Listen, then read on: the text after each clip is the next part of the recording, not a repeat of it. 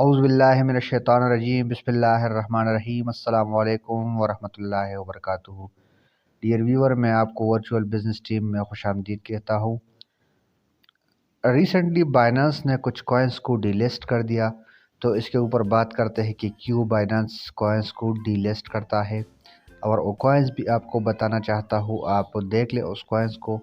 आप इस कॉइन्स में इन्वेस्टमेंट बिल्कुल ना कर ले, ख्वाह आपको कहीं से भी सिग्नल मिलता हो, क्योंकि बाज़ औक़ात लोगों को पता नहीं चलता कि ये डीलिस्ट हो चुका है। और बाइनेंस जब किसी कॉइन को डीलिस्ट करता है तो ज़ाहिरी बात है उसका कीमत काफ़ी डाउन जाएगा। बाज़ औक़ात तो प्रोजेक्ट ऐसे होते हैं जो कि बाइनेंस पे लिस्ट होते हैं, दूसरे एक्सचेंजेस पे मौजूद भी नहीं होते, तो इसका मतलब ये होता है कि ये प्रोजेक्ट तो मुकम्मल ख़त्म हो गया फिर। तो इसीलिए आप अपनी सिक्योरिटी का ख्याल रखें, अपनी इन्वेस्टमेंट का ख्याल रखें, और बग़ैर किसी रिसर्च के किसी क्रिप्टो करेंसी में इन्वेस्टमेंट ना कर लें। तो चलते हैं, मैं आपको कुछ कॉइन्स दिखाता हूँ बाइनेंस के जो अभी उसने डीलिस्ट कर दी है। डियर व्यूअर देख ले, ये कॉइन बाइनेंस ने डीलिस्ट कर दी है। ये सारे कॉइन्स जो है आपको स्क्रीन पे दिखाई दे रहा है, इसको बाइनेंस ने डीलिस्ट कर दी है।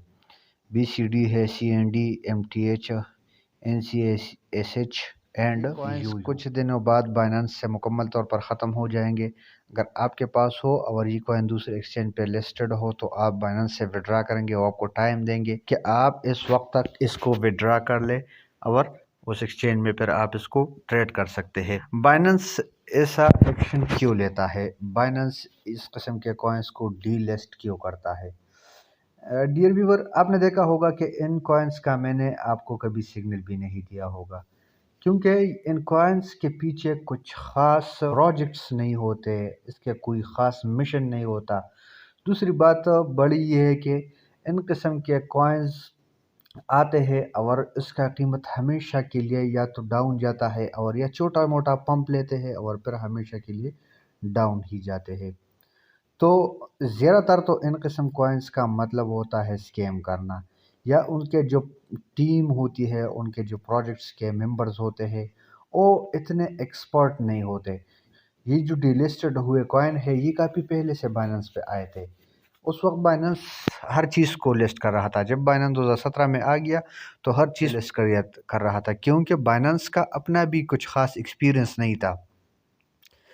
बाइनेंस का एक्सपीरियंस अब बढ़ चुका है, तो अब वो देखता है प्रोजेक्ट को कि आया इसके प्रोजेक्ट में पोटेंशियल है, या वो प्रोजेक्ट हमारे जो यूज़र्स है, हमारे ट्रेडर्स है, उसको नुकसान तो नहीं पहुंचाएगा।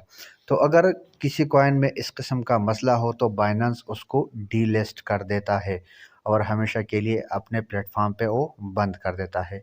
इसलिए मैं आप सबको मशवरा भी देता हूँ कि कभी भी एक कॉइन में इन्वेस्टमेंट ना कर ले। ये वो ख़तरनाक न्यूज़ होता है जो कि कॉइन को 50% से 70% तक भी नीचे गिरा देता है।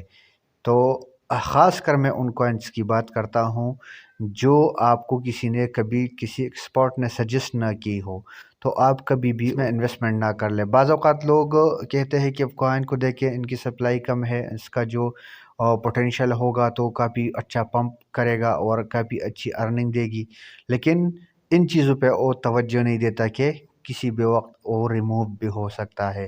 तो कोशिश कर ले कि क्रिप्टो करेंसी ट्रेडिंग के वक्त अपने रिसर्च पे ज़रूर तवज्जो दे, किसी से पूछ के इन्वेस्टमेंट कर ले। बाकी आम कॉइन है, मिसाल के तौर पर मैं आपको देता हूँ कि इथीरियम है। इथीरियम आपने बाय कर दिया, किसी ने $300 पे भी बाय किया है, 4000 पे भी बाय किया है, 3000 तक अब आया है, 250 पे चल रहा है, तो कोई मसला नहीं है, इथेरियम वापस जा सकता है। टाइम लेगा, टाइम लाज़मी बात है, टाइम ज़्यादा लेगा, लेकिन वापस उम्मीद है कि जाए। लेकिन इस किस्म के जो कॉइन्स होते हैं तो इसमें इन्वेस्टमेंट करना इंतहाई रिस्की होता है। तो याद रखिए, इन कॉइन्स के नाम अपने जहन में रखिए कि इसमें इन्वेस्टमेंट ना कर ले, और अगर किसी के पास हो, मिस्टेकनली किसी ने की हो, तो आप इसको विड्रा करके किसी भी एक्सचेंज पे फिर जो जिस एक्सचेंज पे ये कॉइन्स मौजूद है उधर आप सेल आउट कर सकते हैं। वीडियो बनाने का मकसद आपको एजुकेट करना था। चाहता हूँ कि फ्यूचर में आप भी अपनी रिसर्च पर खूब तवज्जो दें और ख़याल रखें कि अच्छे अच्छे कॉइन्स में इन्वेस्टमेंट कर ले। اجازت چاہتا ہوں، اللہ حافظ، السلام علیکم ورحمۃ اللہ وبرکاتہ۔